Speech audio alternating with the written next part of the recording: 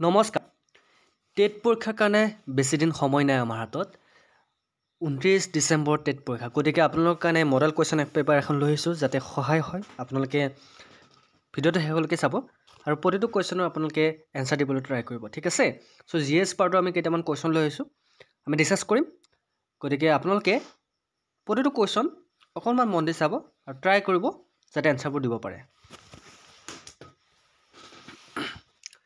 First কোৱেশ্চনটো হৈছে 1945 চনৰ 16 জুলাইত আমেৰিকাই কৰা প্ৰথমটো পাৰমাণৱিক পৰীক্ষাৰ কোড নাম কি আছিল What was the code name of the first nuclear test conducted by USA on 16th July 1945 ভালকে কোৱেশ্চনটো মন দিব আৰু পৰালৈকে এনসাৰবোৰ দিবলৈ ট্ৰাই কৰিব অপচন কেইটা চাই লওক hurricane Trinity RDS-1 flying sky গতিকে আমেৰিকাই কৰা পাৰমাণৱিক পৰীক্ষা কোড নামটো কি আছিল 1945 চনৰ 16 জুলাই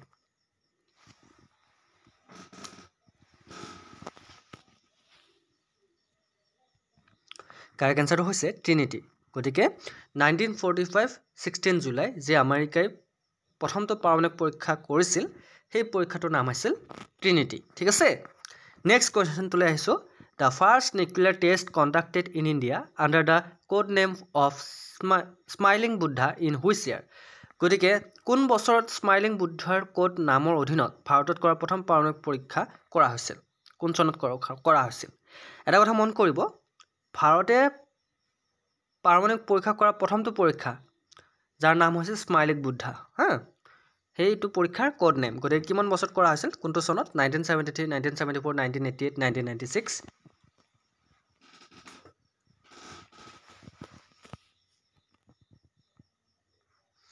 কাৰেক্ট আনসাৰ হৈছে 1974 গতিকে 1974 ত স্মাইলিং বুদ্ধ যে আমাৰ পাৰমাণৱিক পৰীক্ষা কৰা হৈছিল প্ৰথমটো পাৰমাণৱিক পৰীক্ষা আমাৰ ভাৰতৰ next question Where the headquarters of National Academy of Science is located? গতিকে ৰাষ্ট্ৰীয় বিজ্ঞান একাডেমীৰ মুখ্য কাৰ্যালয় ক'ত অৱস্থিত ৰাষ্ট্ৰীয় বিজ্ঞান একাডেমীৰ মুখ্য কাৰ্যালয় দিল্লী কলকাতা পুনে এলাহাবাদ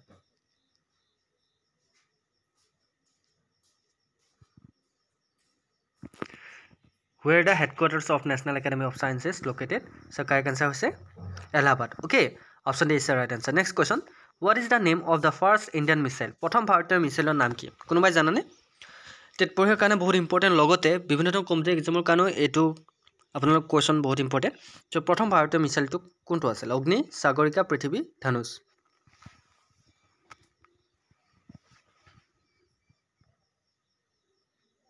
কাৰেক্ট আনসাৰ হৈছে পৃথিৱী okay next question who has formulated the periodic table for chemical element ৰাসায়নিক মৌলৰ বাবে পৰ্যায়বৃত্ত তালিকা কোনে প্ৰস্তুত কৰিছে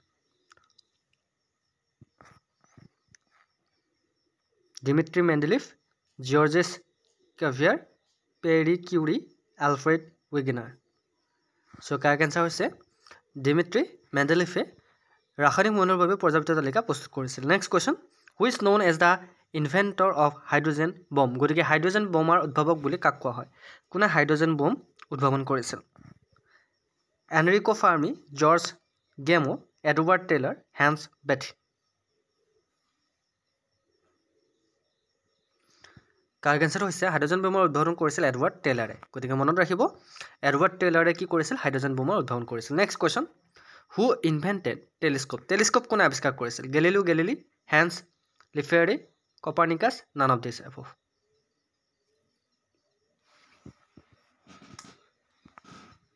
টেলিস্কোপ কোনে আৱিষ্কাৰ কৰিছিল কাৰেক্ট আনসাৰ হৈছে হেন্স লিফেৰে টেলিস্কোপ আৱিষ্কাৰ কৰিছিল ঠিক আছে next question What frequency range is the high frequency band? উচ্চ কম্পাঙ্ক বেণ্ডটো কিমান কম্পাঙ্ক পৰিসৰ 100 কিলোহাৰ্টজ 1 গিগাহাৰ্টজ 30 to 300 মেগাহাৰ্টজ 3 to 30 মেগাহাৰ্টজ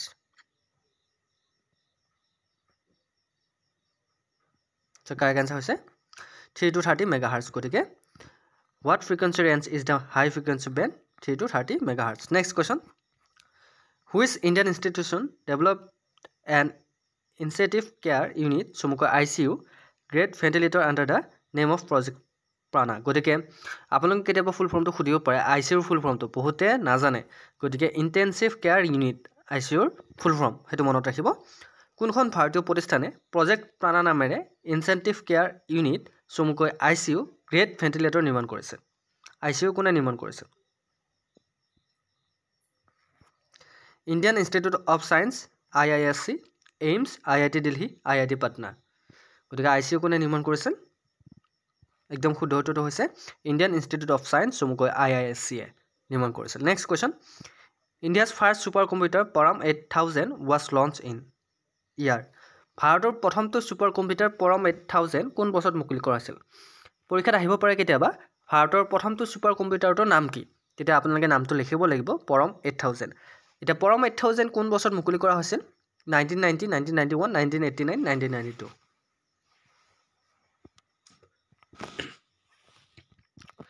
পৰম 8000 মুকলি কৰা হৈছিল একদম ইজি 1991ত মুকলি কৰা হৈছিল। ঠিক আছে। নেক্সট কুৱেশ্যন, হু ডেভেলপ য়াহু? য়াহু কোনে বিকশিত কৰিছিল? আপোনালোকে জানে আগতে য়াহু আছিল গুগল, বৰ্তমানো আছে এটা চাৰ্চ ইঞ্জিন য়াহু, যেনেকৈ গুগল ঠিক তেনেকৈ য়াহু কোনে বিকশিত কৰিছিল? Dennis Ritchie and Ken Thompson, Vint Cerf and Robert Kahn, Steve Case and Jeff Bezos, David Filo and Jerry Yang. কোনে য়াহু বিকশিত কৰিছিল? কাৰেক্ট এনচাৰ হৈছে ডেভিড ফিলো এণ্ড জেৰী য়াঙে য়াহু বিকশিত কৰিছে। Next question, when the Nobel prize were first awarded? কেতিয়া প্ৰথমবাৰৰ বাবে নোবেল বঁটা প্ৰদান কৰা হৈছিল? কোনোবাই জানেনে? আপোনালোকে যে বৰ্তমান শুনি থাকে নোবেল বঁটা প্ৰদান কৰা হৈছে, নোবেল বঁটা প্ৰদান কৰা হৈছে, কেতিয়া প্ৰদান কৰা হৈছিল? 1900, 1901, 1920, 1905। 1920, 1901, 1900, 1905। গতিকে কিমান চনত নোবেল বঁটা প্ৰদান কৰা হৈছিল? প্ৰথম 1901, 1901 চনত প্ৰথমবাৰৰ বাবে নোবেল বঁটা প্ৰদান কৰা হৈছিল। Next question, total number of Indian research station in Antarctica is? এণ্টাৰ্কটিকাত ভাৰতীয় গৱেষণা কেন্দ্ৰৰ মুঠ সংখ্যা কিমানটা আছে? এণ্টাৰ্কটিকাত 2টা, 3টা, 4টা, 5টা, 6টা, কিমানটা আছে? এণ্টাৰ্কটিকাত ভাৰতীয় গৱেষণা কেন্দ্ৰৰ মুঠ সংখ্যা কাৰেক্ট এনচাৰটো হৈছে 3টা আছে। হা, এণ্টাৰ্কটিকা কেইটা আছে? 3টা আছে। Next question, who is known as the father of Indian nuclear program? গতিকে ভাৰতীয় পাৰমাণৱিক কাৰ্যসূচীৰ পিতৃ হিচাপে কাক জনা যায়? ভাৰতীয় পাৰমাণৱিক কাৰ্যসূচীৰ পিতৃ হিচাপে কাক জনা যায়? APJ Abdul Kalam, Raja Ramanna, Homi J Bhabha, Vikram Sarabhai.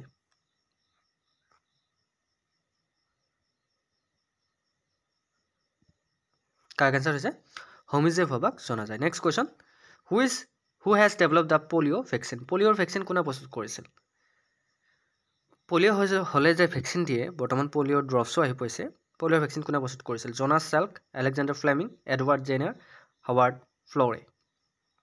পলিঅ'ৰ vaccine কোনে প্ৰস্তুত কৰিছিল? শুদ্ধটো হৈছে জনাছ চাল্কে পলিঅ'ৰ ভেকচিন প্ৰস্তুত কৰিছিল। Next question, which country has decide to leave the international space station by 2024? কোনখন দেশে 2024 চনৰ ভিতৰত আন্তঃৰাষ্ট্ৰীয় মহাকাশ কেন্দ্ৰ এৰি যোৱাৰ সিদ্ধান্ত লৈছে? আপোনালোকে জানে স্পেচত সকলোবোৰ দেশৰ নিজৰ নিজৰ চেণ্টাৰ আছে, স্পেচ ষ্টেচন আছে। গতিকে কোনখন দেশে 2024 চনৰ ভিতৰত আন্তঃৰাষ্ট্ৰীয় মহাকাশ কেন্দ্ৰ এৰি যোৱাৰ সিদ্ধান্ত লৈছে? Japan, Russia, Canada, England.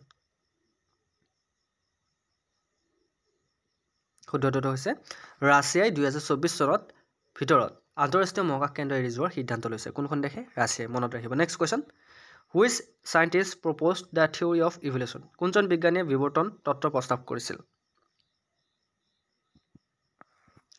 Charles Darwin, Isaac Newton, Aristotle, Alexander Fleming. কোনজন বিজ্ঞানীয়ে বিৱৰ্তন তত্ত্ব প্ৰস্তাৱ কৰিছিল?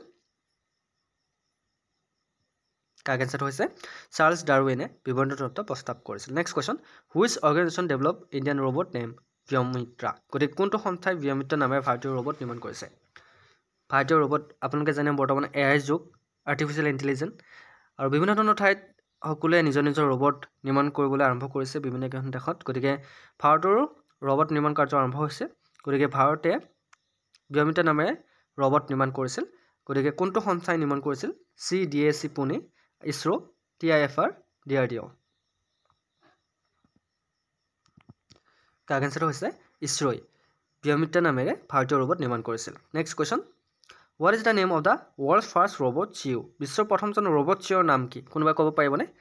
ৰবট চিঅ' বিশ্বৰ প্ৰথম মিকা আলফা ৰে ৰবট, আই ৰবট। অ'কে, গতিকে বিশ্বৰ প্ৰথমটো চিঅ' ৰবট কোনটো আছিল ইয়াৰ ভিতৰত? কাৰেক্ট এনচাৰ হৈছে মিকা। মিকা হৈছে বিশ্বৰ প্ৰথমজন ৰবট CEO। গতিকে মনত ৰাখিব। Next question, who is known as the father of electricity? বিদ্যুতৰ পিতৃ হিচাপে কাক জনা যায়? বিদ্যুতৰ পিতৃ হিচাপে Alexander Graham Bell, Benjamin Franklin, Michael Faraday, Albert Einstein. বিদ্যুতৰ পিতৃ হিচাপে কাক জনা যায়? ফাদাৰ অফ ইলেক্ট্ৰিচিটি বুলি কোৱা হয়।